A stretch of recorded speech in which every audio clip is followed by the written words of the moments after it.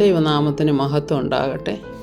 National apostolic മീഡിയയുടെ വചനധ്യാനത്തിലേക്ക് daily മന്ന എന്ന ഈ പ്രോഗ്രാമിലേക്ക് ക്രിസ്തുയേശുവിൻ്റെ ധന്യനാമത്തിൽ ഏവർക്കും സ്നേഹവന്ദനം. ഇന്നത്തെ നമ്മുടെ ധ്യാനത്തിനായിട്ട് എടുത്തിരിക്കുന്ന വേദഭാഗം 3-ാം സങ്കീർത്തനമാണ്. സങ്കീർത്തനങ്ങൾ 3. ഇവിടെ അതിൻ്റെ തലക്കെട്ടായി കൊടുത്തിരിക്കുന്നത് യഹോവയിലുള്ള ആശ്രയത്തെ കുറിക്കുന്ന ഒരു പ്രഭാത പ്രാർത്ഥന. അതുകൂടാതെ അവിടെ പറയുന്നുണ്ട്, ദാവീദ് തൻ്റെ മകനായ അബ്ശാലോമിൻ്റെ മുൻപിൽ നിന്ന് ഓടിപ്പോയപ്പോൾ പാടിയ ഒരു സങ്കീർത്തനമാണെന്ന്.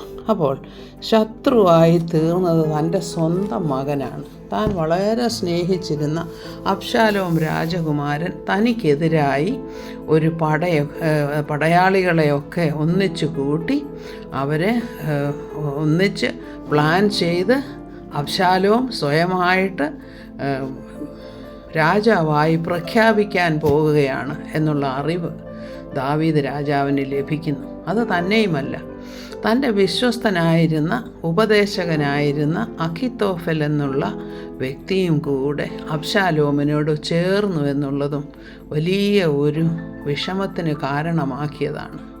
അപ്പോൾ തൻ്റെ വീട്ടിൽ നിന്ന് തന്നെയാണ് തനിക്ക് ശത്രുതയുണ്ടായിരിക്കുന്നത്.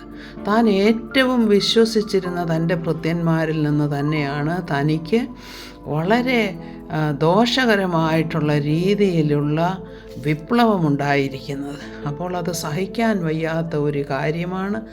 അത് തന്നെയുമല്ല, തൻ്റെ ജീവനും അപകടത്തിലാണെന്ന് മനസ്സിലാക്കുക. അങ്ങനെ ദാവീദ് രാജാവ് തൻ്റെ കൊട്ടാരത്തിൽ നിന്നും പുറപ്പെട്ട് ഓടിപ്പോവുകയാണ്. കാരണം ഏത് സമയത്തും അബ്ശാലോമിൻ്റെ ആൾക്കാർ അഖിത്തോഫലിൻ്റെ നേതൃത്വത്തിലും ഉപദേശത്തിലുമൊക്കെ വന്ന് തന്നെ വധിക്കുവാനുള്ള ആ ഒരു അവസരമെന്ന് വെച്ചാൽ അങ്ങനെ ഒരു സംഭവമാണ് അവിടെ നടക്കാൻ പോകുന്നത്. പേടിച്ചോടുകയാണ് ദാവീദ്. അപ്പോൾ ഇതൊരു പ്രഭാത പ്രാർത്ഥനയായിട്ടാണ് ഇവിടെ പറഞ്ഞിരിക്കുന്നതെങ്കിലും ഇങ്ങനെയുള്ള സിറ്റുവേഷൻസ് നമ്മുടെ എല്ലാവരുടെയും ജീവിതത്തിൽ ഉണ്ടാകുന്നതാണ്. സ്വന്തം മക്കളെന്നല്ല, സ്വന്തം ഭവനത്തിൽ നിന്ന് തന്നെ നമുക്ക് പല വിധത്തിലുള്ള എതിർപ്പുകൾ ഉണ്ടാകാം. സ്വന്തം മക്കളായിരിക്കണമെന്നില്ല, നമ്മുടെ കുടുംബത്തിൽപ്പെട്ട മറ്റുള്ളവരായിരിക്കാം, അല്ലെങ്കിൽ നാം വളരെയധികം വിശ്വസിച്ച നമ്മളുടെ സ്നേഹിതരിൽ ആരെങ്കിലും ആയിരിക്കാം.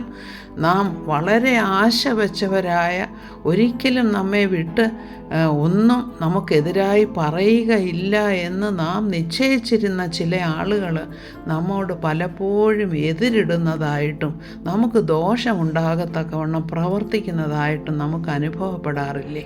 അപ്പോൾ നമ്മൾ മനുഷ്യൻ്റെ ചരിത്രം പരിശോധിക്കുകയാണെങ്കിൽ തന്നെയും ആദ്യത്തെ കൊലപാതകം ഒരു ചേട്ടൻ അനിയനെ കൊല്ലുന്നതാണ്. അപ്പോൾ എവിടെയാണ് നമുക്കൊരു സുരക്ഷിതത്വം? വാസ്തവത്തിൽ നമുക്ക് ഈ ഭൂമിയിൽ ഒരു സുരക്ഷിതത്വവുമില്ല എന്ന് വേണം നാം കരുതുവാനായിട്ട്. പക്ഷേ സുരക്ഷിതത്വമുള്ള ഒരേ ഒരു സ്ഥലമെന്ന് നമുക്ക് പ്രതീക്ഷിക്കാവുന്നത് യഹോവയുടെ സന്നിധി മാത്രമാണ്.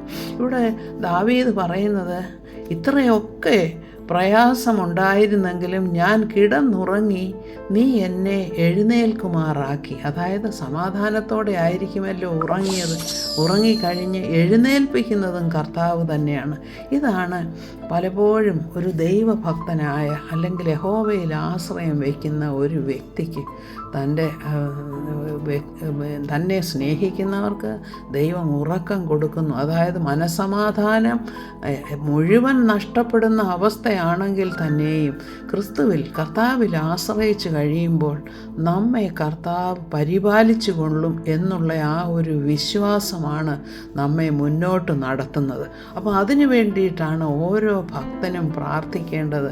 കർത്താവെ, ലോകം മുഴുവനും എനിക്കെതിരായി വന്നാലും നിൻ്റെ ആ ഒരു സംരക്ഷണം എനിക്കുണ്ടല്ലോ, നിൻ്റെ കരുതൽ എനിക്ക് വേണ്ടി ഉണ്ടല്ലോ. അമ്മ തൻ്റെ കുഞ്ഞിനെ മറന്നാലും മറക്കാത്തവനായ ഒരു കർത്താവ് നമുക്കുണ്ടല്ലോ എന്ന ചിന്ത വരുമ്പോഴാണ് നമ്മുടെ ജീവിതം സുരക്ഷിതമാണെന്ന് നമുക്ക് മനസ്സിലാകുന്നത്.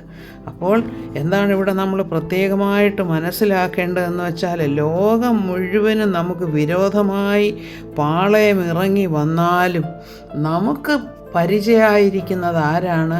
സൈന്യങ്ങളുടെ യഹോവ. സൈന്യങ്ങളുടെ യഹോവ എന്ന് വെച്ചാൽ കർത്താവിനോട് കൂടെ അനേകം എണ്ണിക്കൂടാത്തവണ്ണമുള്ള ദൂതന്മാരുണ്ട്.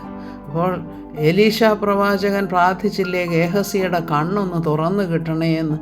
തുറന്നപ്പോൾ എന്താണ്? ശത്രു സൈന്യത്തെ പേടിച്ചാണ് ഗേഹസി നിലവിളിക്കുന്നത്. അപ്പോൾ എലീശ പ്രവാചകൻ പറയുകയാണ്, യഹോവേ, ഇവൻ്റെ കണ്ണൊന്ന് തുറന്ന് കൊടുക്കണമേ, കാരണം നീ ഞങ്ങൾക്ക് വേണ്ടി കരുതിയിട്ടുള്ള സംരക്ഷണം ഇവനൊന്ന് കാണുമാറാകട്ടെ എന്നാണ് പറയുന്നത്. എന്ന് പറഞ്ഞതുപോലെയാണ് നമ്മളുടെ ഓരോരുത്തരുടെയും ജീവിതത്തിൽ നമ്മളുടെ അകക്കണ്ണ് അല്ലെങ്കിൽ നമ്മളുടെ ഹൃദയം തുറന്ന് നാം ദൈവത്തെ കാണുവാനായിട്ട് ശ്രമിക്കുമ്പോൾ നമുക്ക് സകല ബുദ്ധിയെയും കവിയുന്ന ദൈവ സമാധാനമാണ് നമ്മളുടെ ഉള്ളിലേക്ക് വരുന്നത്.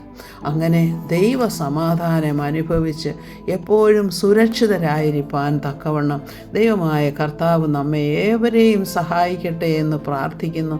അത് പരിശുദ്ധാത്മാവിൻ്റെ സാന്നിധ്യത്തിൽ മാത്രമാണ് നമുക്ക് ലഭിക്കുന്നത്. പരിശുദ്ധാത്മാവിൻ്റെ ആലോചനകളെ വ്യർത്ഥമാക്കാതെ നാം കർത്താവിൻ്റെ സന്നിധിയിൽ നമ്മെ തന്നെ സമർപ്പിക്കുമ്പോൾ നമ്മുടെ ജീവിതം സുരക്ഷിതമാണ്. നമ്മുടെ എല്ലാ കാര്യങ്ങളും നമുക്ക് നന്മയ്ക്കായിട്ടാണ് കർത്താവ് കരുതിയിരിക്കുന്നതെന്ന് നമുക്ക് മനസ്സിലാക്കുവാൻ സാധിക്കും.